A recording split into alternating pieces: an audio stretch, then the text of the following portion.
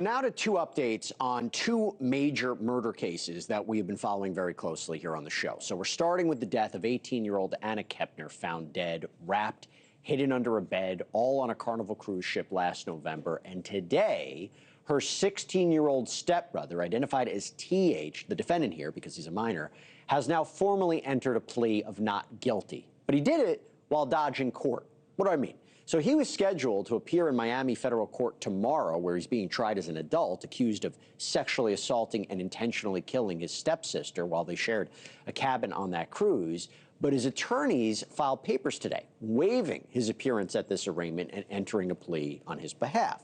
And this is after a federal grand jury indicted him on murder and aggravated sexual abuse charges. All this while he remains on pretrial release, but prosecutors have been pushing to revoke that bond.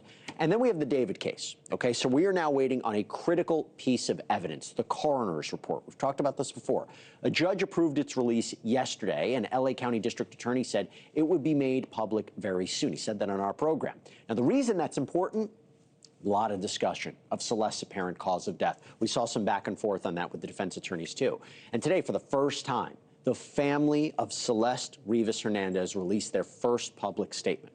It reads, "We would like to thank the Los Angeles Police Department and the District Attorney's Office for their hard work. We would also like to thank the people of Lake Elsinore for all their support. Celeste was a beautiful, strong girl who loved to sing and dance. Every Friday night was movie night, and we spent wonderful times together. We love her very much, and she always told us that she loved us. We miss her deeply. All we want is justice for Celeste." And that is a really powerful statement, because in this whole tale, we don't know so much about Celeste. It's good to understand who she was and what happened to her. Authorities say Celeste's body was found last September, decomposing, dismembered inside of a Tesla allegedly registered to 21-year-old David, real name David Anthony Burke. And yesterday he was arraigned. He pleaded not guilty. He is now charged with murder with special circumstances, first-degree murder with special circumstances, including lying in wait, murder for financial gain, killing a witness. Prosecutors allege the musician killed Rivas with a sharp instrument after she allegedly threatened to expose their apparent sexual relationship. So there's a lot to unpack with these updates, and for that, I bring on Joseph Scott Morgan, forensic analyst, distinguished scholar of applied forensics at Jacksonville State University. He also hosts Body Bags with Joseph Scott Morgan, where you can find your podcast wherever you get them. And I don't know if you heard me before, Joseph. I said you're like one of my favorite human beings ever, so what a great introduction. Holy smokes. I know, wow, it's a lot to live up to. Look at that, simpatico. Okay. First, got to start, Anna Kepner. With everything you know about the details in the indictment, what is your reaction to TH pleading not guilty? I mean, from a forensic standpoint, because I'm wondering forensically, what could provide doubt in this case? Well, I don't know that there's a lot that can provide doubt. I guess the defense can try to juggle this as best they want. But here's the one thing you can't escape, is that these two individuals were occupying that same small space together. And there is going to be a pile of evidence, I think physical evidence, scientific evidence, even down to the molecular level, Jesse.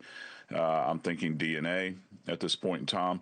And that's going to be a real uphill battle for this defense team, for this individual.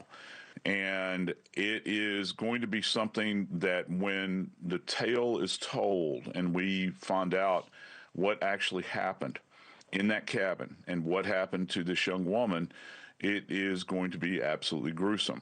And people better go ahead and prepare themselves for that. And I think the defense is aware of that, and they're going to try to play this out as long as they possibly can. I think that's, I think you're very accurate about that, unfortunately. And I want to turn now to Celeste's case. This forensic report, this coroner's report, when it comes out, what are you going to be looking out for? It seems to me, based on the defense's statement yesterday, in the last 2 days, that he is not the cause of death. Is this going to be a scientific back and forth about what her cause of death was? Because I wonder if that's going to be, I mean, exactly, let's go back. What are you looking for in the coroner's report, particularly about cause of death? It's going to be very granular. They've had a long time with their tests that they have conducted. They've had a long time with the specimens. I think that there is going to be significant tissue sampling in this case, because we have a case where we've got advanced decomposition, and this is going to be hard for some dismemberment. Yeah, and that's kind of the crux of this. This is where you're going to run into a little bit of an issue, delineating between what could be fatal injuries, which we know, Jesse, they've talked about. There's a sharp force element to this. We have a sharp instrument that is involved, and then you couple that with these post-mortem dismemberment features that we're talking about, and that could be a bit of a room for confusion. You've had these remains that have been in this vehicle for a protracted period of time. I'm also thinking I'm not buying the fact that the remains were in the vehicle the entire time. And with that said, there's going to be other forensic information that's contained on that site, or there could have been. I just hope they got to it soon enough. And one of the big keys here, Jesse, a big reveal coming your way, I think that entomology, that's the study of insects, is going to come into play here. Do you remember when there was that release I don't know, it was about a month and a half ago, they were having that preliminary hearing, and they actually talked about, when this is noted, when they opened that trunk and they saw the bags, they had insects everywhere.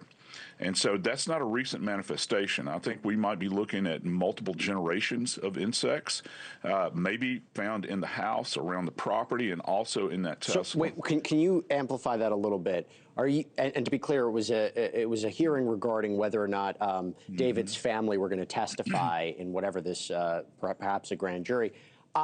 What do you mean? You mean that these insects could tell you how long the body was there, the level of decomposition? Are you saying that the insects could tie back to a particular location, a particular person? Yeah, and also the migration of the body.